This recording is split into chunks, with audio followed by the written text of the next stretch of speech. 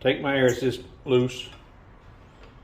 I don't bother with this plug because it's aggravating to get to, and I'm concerned that too much in and out, and it's so small and fragile and hard to get to, I may end up fatiguing those and breaking them. So I just stay within the limits of the wiring harness. But remove the air assist, take the nozzle loose from the module itself.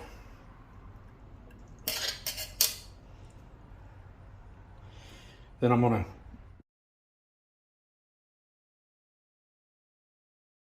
clean the interior, and it's a good thing too.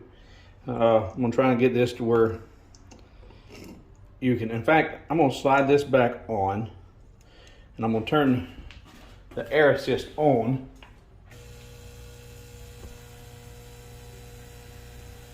And oh, dummy. You gotta pay attention, stupid. All right, so you hear the air assist coming. And you hear air assist there. All right. Pull it back off.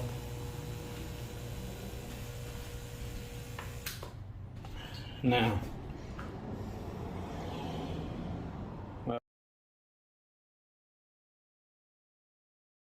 well, until I did that, this nozzle was so clogged up, you couldn't even see the light through there.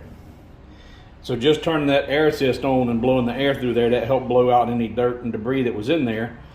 But I'm gonna clean it with a little alcohol and a Q-tip. I've got just plain old rubbing alcohol. Product placement, shameless product placement. Q-tips, they're good for your ears, but don't poke your eardrum out. Also good for cleaning your laser. So I just turn her up, let it absorb a little alcohol.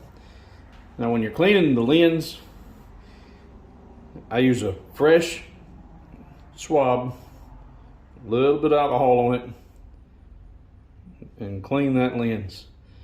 And you see there? You see that? Where is it? That was on the lens. That was from yesterday's engraving. I cleaned yesterday morning before engraving. But I don't take that and go back to it. Take the fresh side. More alcohol.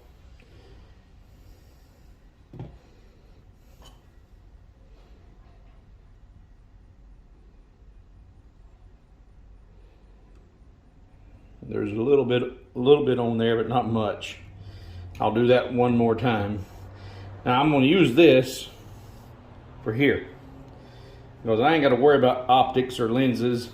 This, I just get in there like you do your good old ear canal, jab it in there as far as it'll go, twirl it around until it hurts. And look at that. Isn't that filthy?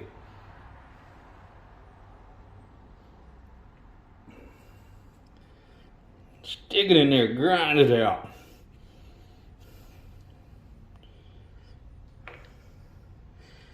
I'll do that again. All right. Fresh, clean cotton swab. Check my lens one last time. This should be the third and last time. And that looks good. That time I got up on the perimeter and got some off of the brass. All right, get in there. Okay. Then you also pay attention to the outside of your nozzle too. You'll get debris, especially if you've been doing that cold compound or anything that builds up a lot of dust. It'll get stuck on the outside of your nozzle, and see there, look at that. And that can end up forming a cap over your output nozzle, limiting your opening. Is the aperture the correct aperture? Anyway, it'll limit the size of your hole and the amount of laser exposure coming through in your cutting ability. So cleaned, and cleaned. Now with my air assist, when I go to put it back together, I got to use this fancy handy dandy tape. It's already got some on here, but I'll pull that off because all that gets pushed up to the top of the laser beam. All right, got all that off. And from experience, and trust me, I got a lot of experience doing this now. After I cracked my first lens, I said, we ain't doing that no more.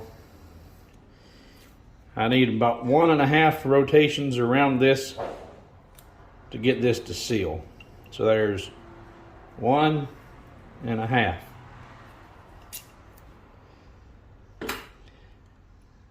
And what that does, apparently, is it takes up any looseness in the fitment between the nozzle and that brass, so that you get a good tight seal on that, on this nozzle against the brass housing, so that when you turn the air assist on, the air goes one direction and not like the band. Now, pay attention to which way what goes where. Or at times I wish the air assist was over here, but then that gets in the way of your thumb screw. So put her back where she came. You got a flat side on your nozzle, which goes here, so that if you've got that wonderful shield on there, you have room for it. And that's my daily cleaning regimen. Daily. After cracking one lens, I don't want to be down again. So let's put it back together, and it's time to go to work. See you in the next video.